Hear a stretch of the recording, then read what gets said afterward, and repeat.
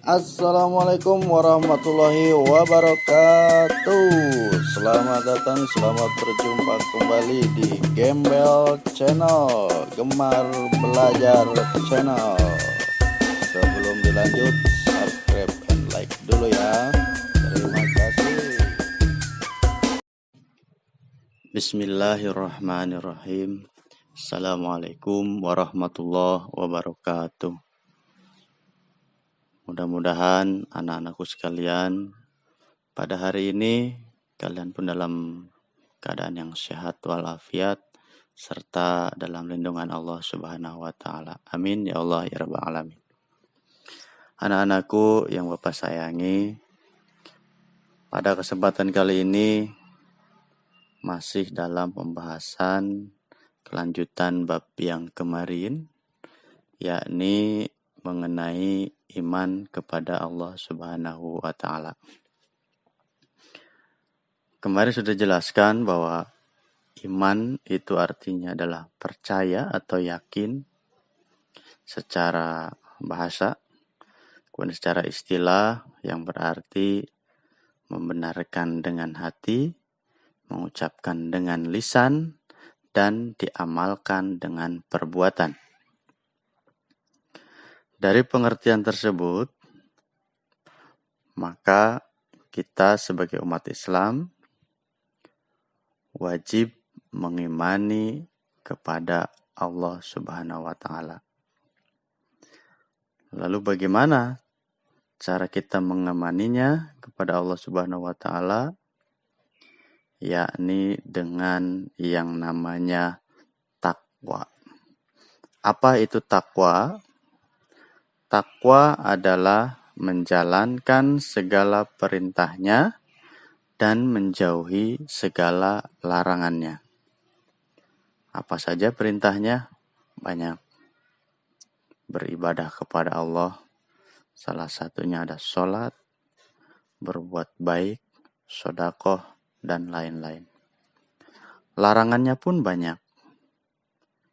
Dilarang kita sebagai umat muslim bermabuk-mabukan, berjudi, berzina, menghasut, iri hati, dengki, dan sebagainya. Lalu, kalau kita beriman kepada Allah, maka ada beberapa yang harus kita ketahui. Di antaranya adalah sifat-sifat Allah dan asma-asma Allah. Bagaimana dengan sifat-sifat Allah? Kita tahu, ya mungkin anak-anakku pernah mengaji dengan guru-guru ngajinya. Ada yang dinamakan sifat wajib bagi Allah. Sering dikumandangkan oleh anak-anak yang biasa di pengajian-pengajian. Itu ada sambil dinyanyikan bahkan ya. Wujud qidam baqo muhalafatu lil hawadisi qiyamuhu binafsihi wahdaniyat kudrat iradat ilmu hayasama basar kalam qadiran muridan aliman hayat sami'an basyiran mutakalima. Kurang lebihnya seperti itu. Jadi sifat wajibnya itu semuanya ada 20 ya. Sifat wajib bagi Allah ada 20. Nah, kemudian ada juga yang namanya asma-asma Allah yang sering kita sebut dengan Asmaul Husna. Apa itu Asmaul Husna? Asmaul Husna adalah nama-nama Allah yang baik. Dan nama-nama Allah yang baik ini tidak sedikit. Yakni ada 99. Bapak yakin kalian pernah mendengar atau mungkin sering mendengar. Ya. Baik di SD, di SMP, di SMK, ini sering sekali dikumandangkan yang namanya Asmaul Husna ini. Ya, Asmaul Husna. Nah, kalau kita iman kepada Allah, maka kita harus paham dengan sifatnya, juga dengan asma-asmanya, nama-namanya. Lalu untuk apa sih kita ini mengimani Allah? Apa sih fungsinya kita iman kepada Allah? Ada beberapa fungsi kenapa kita harus iman kepada Allah. Yang pertama, untuk menambah keyakinan kita kepada Allah. Kenapa kita harus tambah yakin? Ya, banyak kadang orang lupa dengan keberadaan Allah. Yakin dengan adanya Allah, ini salah satu fungsi kita beriman kepada Allah. Apa yang kita yakini?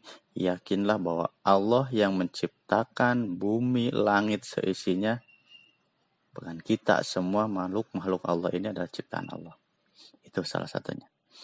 Yang kedua, menambah ketaatan kepada Allah. Kalau kita sudah yakin, beriman kepada Allah, kita juga akan menambah taat kita kepada Allah. Kemudian menenteramkan hati kita. Menenteramkan hati kita ketika kita iman kepada Allah, hati kita akan terasa tentram, nyaman, dan sebagainya. Kemudian dapat menyelamatkan hidup kita sebagai manusia di dunia maupun di akhirat. Ketika kita iman, kita yakin dengan adanya Allah, hidup kita akan merasa terselamatkan, baik di dunia dan di akhirat. Berikutnya, mendatangkan keuntungan dan kebahagiaan hidup. Ya, salah satu fungsinya. Dapatkan keuntungan dan kebahagiaan hidup. Karena dikatakan beruntung, beruntunglah orang-orang yang beriman kepada Allah, karena Allah akan selalu melindungi kita.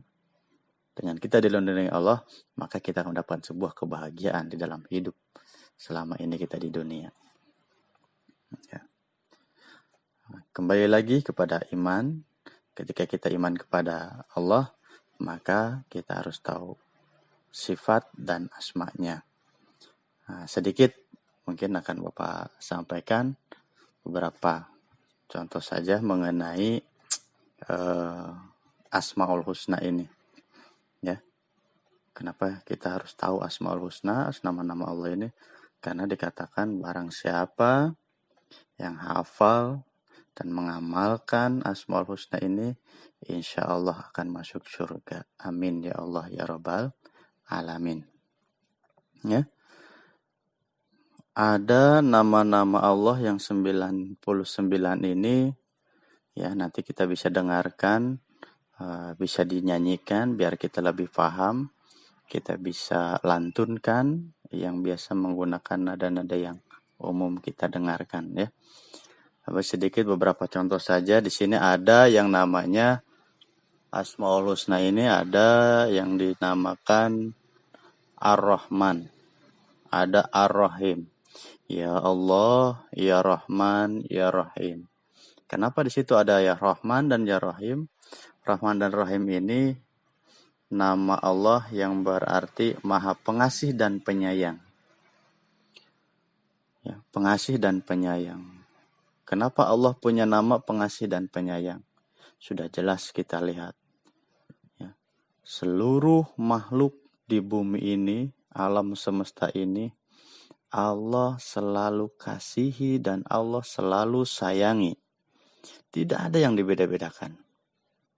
Yang membedakan hanya perasaan manusia itu sendiri. Kadang kita merasa tidak disayang oleh Allah, tidak dikasihi oleh Allah. Padahal apa yang kita lakukan ini Allah sudah berikan yang terbaik buat kita. Kenapa? Karena kita tidak tahu yang terbaik buat kita kecuali Allah sendiri yang tahu. Ya. Yang terbaik buat menurut kita belum tentu baik menurut Allah. Buruk menurut kita sebagai manusia belum tentu buruk menurut Allah. Makanya Allah itu di sini ada disebut dengan Rahman dan Rahim, Maha Pengasih dan Penyayang. Oleh Allah semuanya dikasih, semuanya disayang. Orang baik dikasih, orang jahat sekalipun, bahkan pencuri sekalipun Allah tetap kasih. Ya. Orang yang mencuri, orang yang menjamret, Allah kasih rezeki semuanya. Ya. Hanya saja tinggal kita yang menentukan jalan kita. Allah sudah siapkan 2 tempat. Allah semuanya kasih. Ya. Apa yang kita ingin Allah pasti kasih. Ya. Allah sudah siapkan 2 tempat. Ya, ini apa? Surga dan neraka. Kalau kamu ingin dikasihnya melalui jalan yang baik, insya Allah Allah sudah siapkan tempatnya di surga. Kalau melalui jalan yang tidak baik, maka Allah juga sudah siapkan tempatnya di neraka. Jadi tidak ada yang rugi bagi Allah. Maka Allah sayangi semua makhluk-makhluknya, ciptaannya.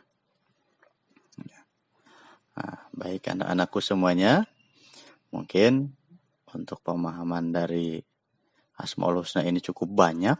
Ya, ada 99. Kalau dibahas semua ini tidak akan mungkin selesai karena pembahasannya cukup luas, ya.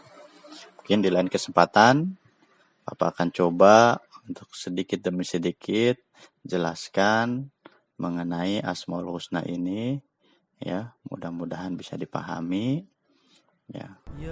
Karena kita di sini masih belajar sama-sama, ya. Apa yang Bapak jelaskan ada benarnya itu dari Allah, adapun kekurangan salahnya itu dari Bapak sendiri.